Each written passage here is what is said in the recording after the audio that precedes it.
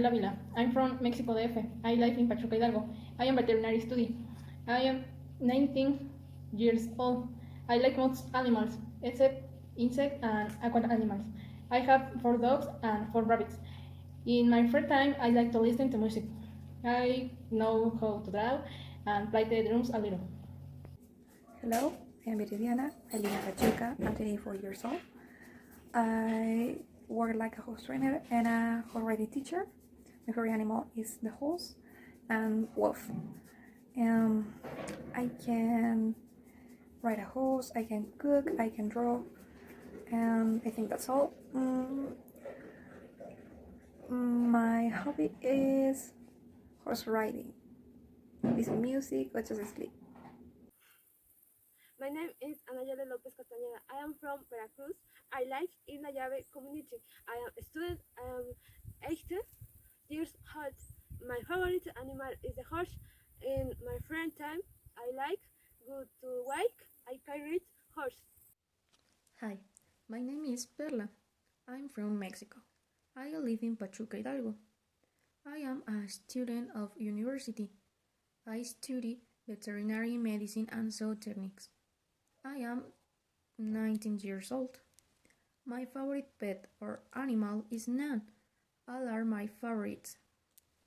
In my free time, I like investigate curious historical words or facts.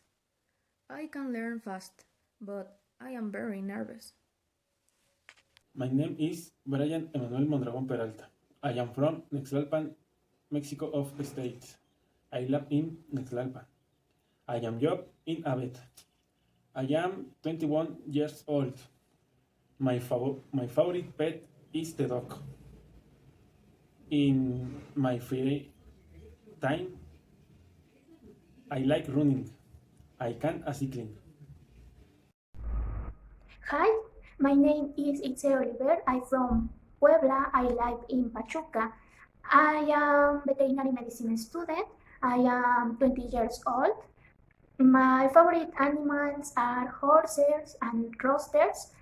In my free time, I like see movies. I can dance. Hello, we are in 5. Today we're going to talk about the horse. You're gonna see the cardiovascular system, since the largest part to the smallest part, like the cells on his heart. And we're gonna know more about the importance of the horse in Hidalgo. En México, el caballo procede de América. Este emigró a Sudamérica y cruzó a Asia por medio del Ixo. Este posteriormente se encontró en Europa y África. En este tiempo, el hombre también cruzó por medio del Istmo hacia América. Al toparse con el caballo, este lo cazó hasta extinguirlo. El primer caballo del que se tiene registro tiene aproximadamente 55 millones de años y es el Eohippus. El Equus equino es el caballo que más se le asemeja al caballo actual. Se dice que este tenía el tamaño de un perro aproximadamente. Un dato curioso es que los caballos antes tenían 4 dedos, pero con la evolución y el desuso de estos, solo se quedaron con uno. El caballo era una presa salvaje, ya que este por su gran tamaño no podía ser tan fácil de domesticar. El caballo trajo una revolución con su domesticación, la cual se le asemeja al sedentarismo que se vivió, a la invención de la rueda y al dominio del fuego. Los conquistadores españoles fueron los que trajeron al caballo nuevamente al continente en el siglo XVI. Hernán Cortés fue el que introdujo a los caballos por la tercera expedición que se hizo en el continente. Trajo aproximadamente 16 caballos desde Perú. Los caballos se introdujeron definitivamente hace 500 años a México por medio de Veracruz. Pero hace apenas 400 años fue que los indígenas pudieron montar al caballo.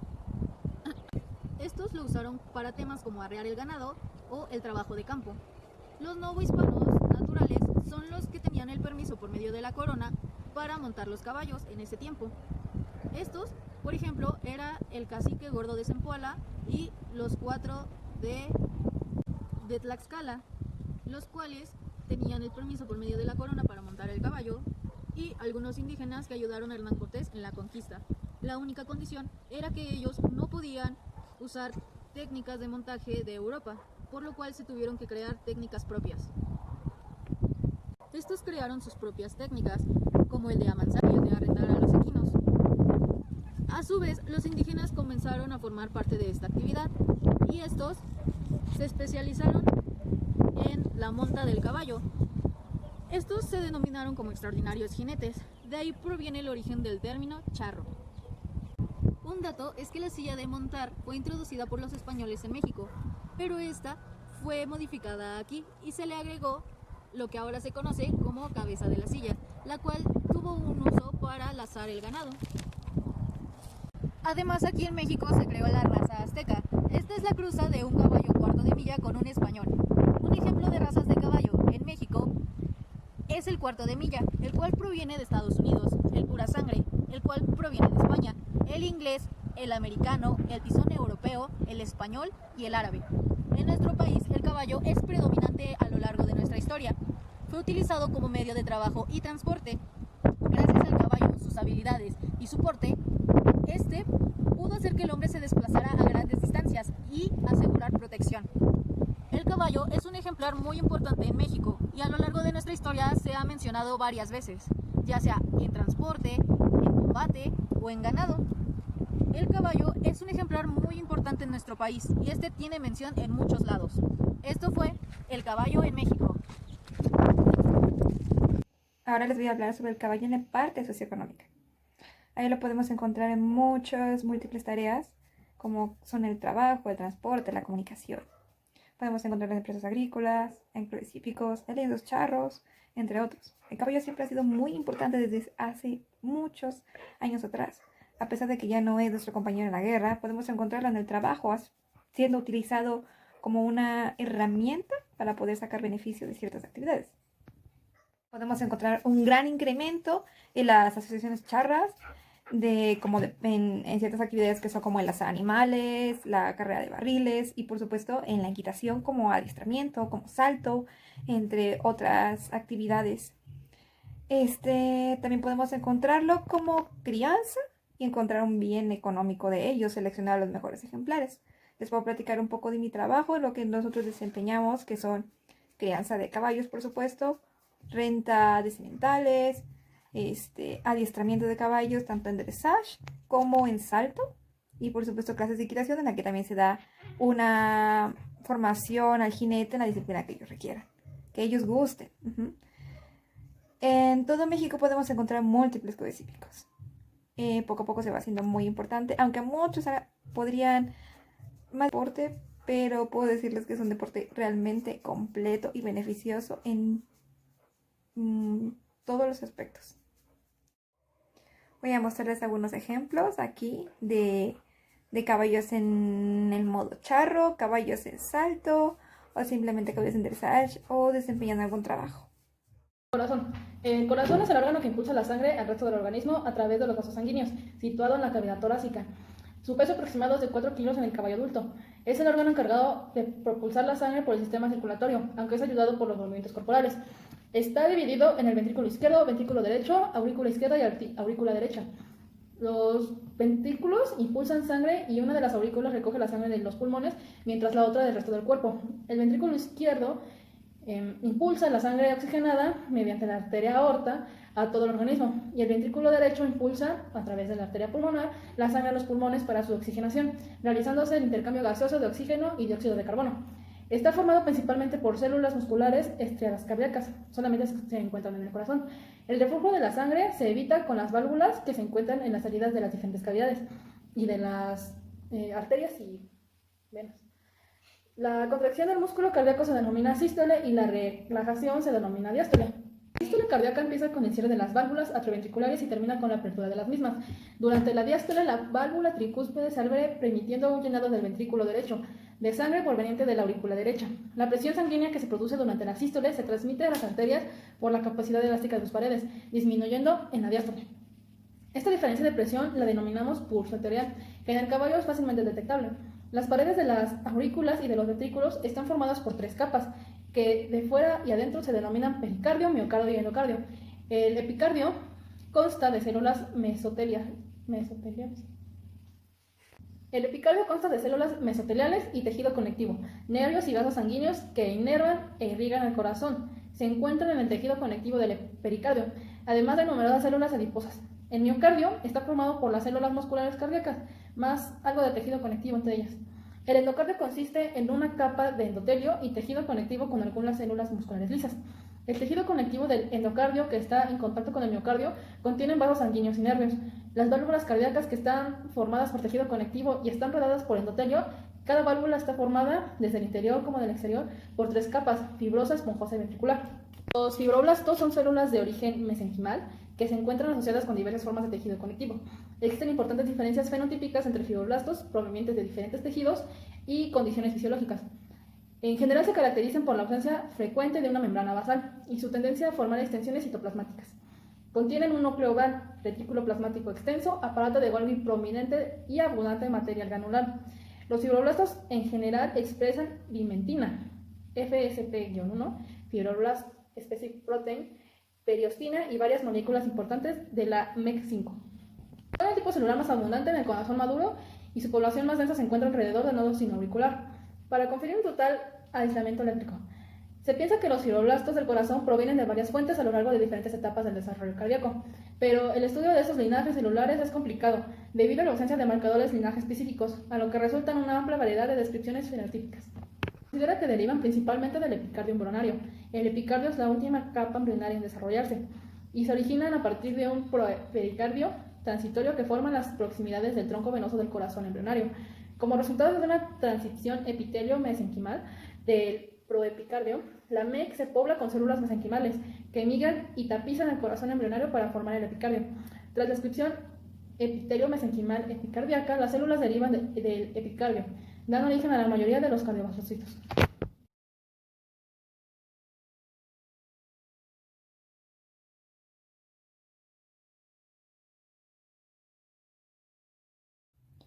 Les hablaré un poco del sistema cardiovascular. El sistema cardiovascular se compone, como su propio nombre indica, del músculo cardíaco y de todo el entramado de venas y arterias que recorren el cuerpo del caballo. Las venas son los conductos de retorno al corazón y las arterias son los conductos que tienen su origen en el corazón. La función principal es la de transporte, tanto de sustancias beneficiosas a las células como la recogida de sustancias de desecho para su eliminación. La sangre es el medio del que se va el sistema cardiovascular. La sangre es fundamental como transportador de sustancias. Un caballo mediano puede tener alrededor de 9 litros de sangre. Podemos encontrar funciones importantes como la termorregulación. Les pondré un ejemplo de arterias y venas del caballo por algún lado.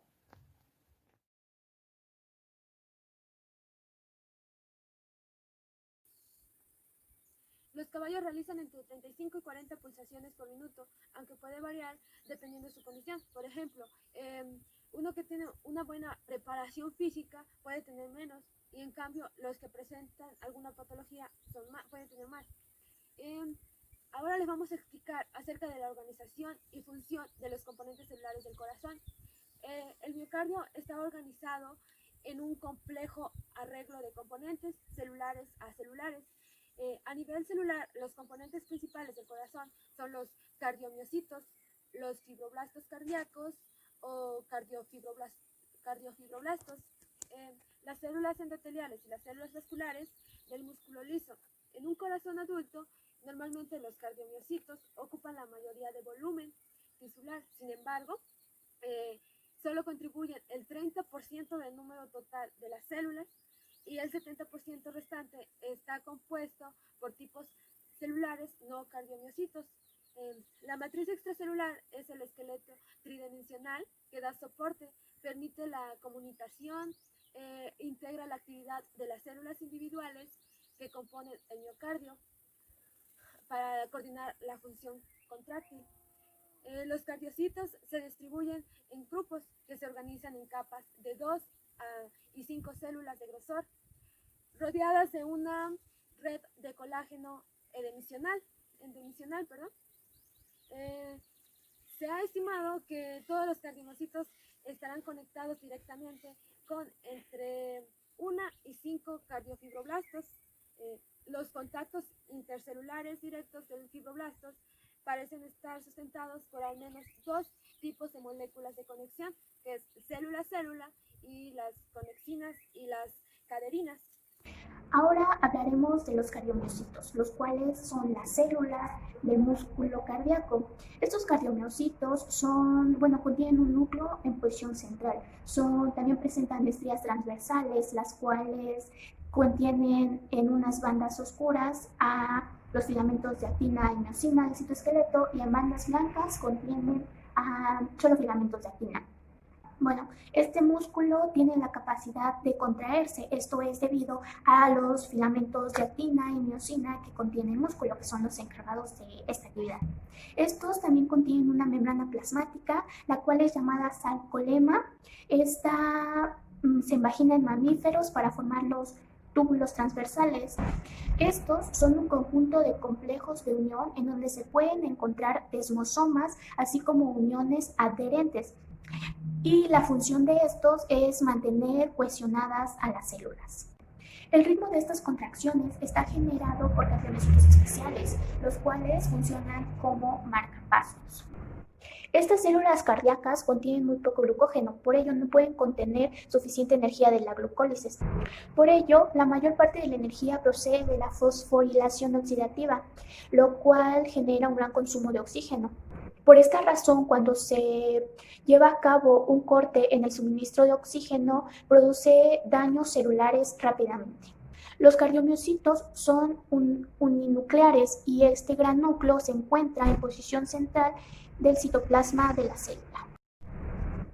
Estos son células que tienen una estructura ramificada, formando estructuras tridimensionales locales en forma de red, unidas mediante los desosomas. Miocárdico.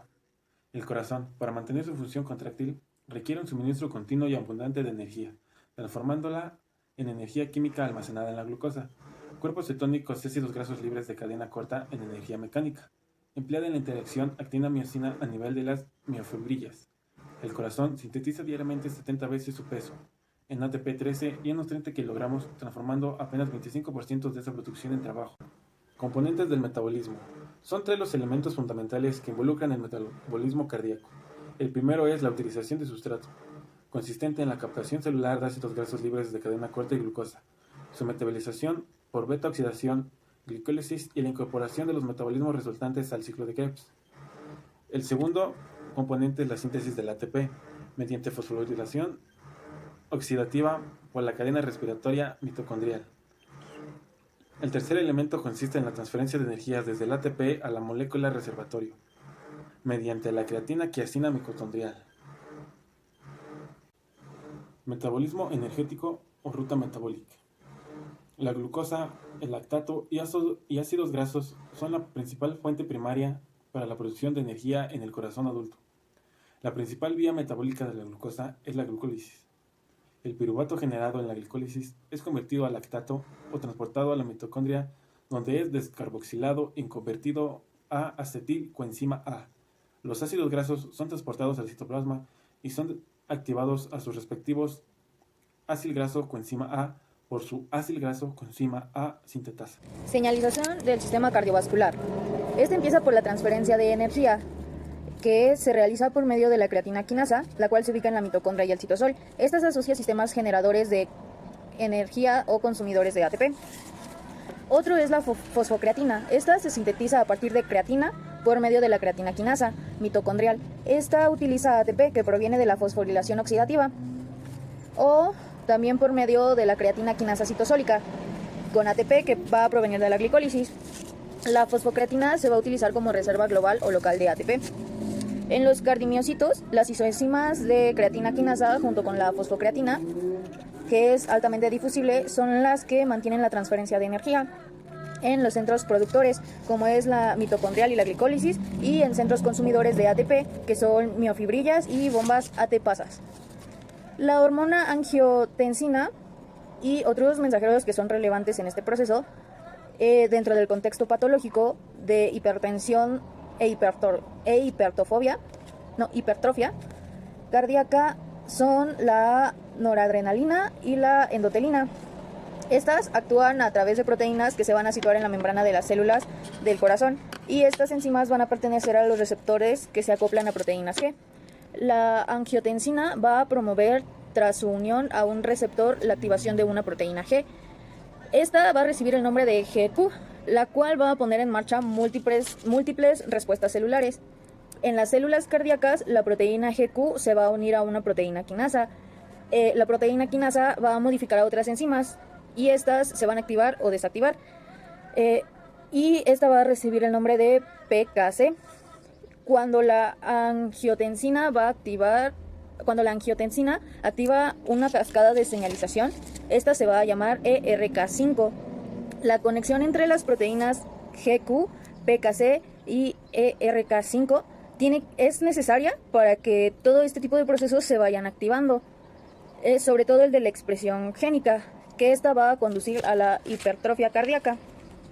La hipertrofia cardíaca es una de las principales formas de respuesta del cardiomiocito a estímulos mecánicos y neurohormonales y va a permitir al miocito generar un mayor trabajo. La hipertrofia cardíaca es una de las principales formas de respuesta del cardiomiocito cuando responde a estímulos mecánicos y neurohormonales. Esto va a permitir al miocito generar un mayor trabajo, como por ejemplo un aumento en la función de la bomba cardíaca. Cuando se sobrepasa el estrés biomecánico, esto va a dar lugar a un cuadro de insuficiencia cardíaca y esto posteriormente va a provocar una gran morbilidad y una gran mortalidad. En el crecimiento del miocito van a intervenir los receptores de membrana. Unos son los mensajeros y otros son los factores de transcripción. La vía final común donde van a converger estos agentes intracelulares es en la expresión génica y así va a ocurrir el proceso de señalización del sistema cardiovascular.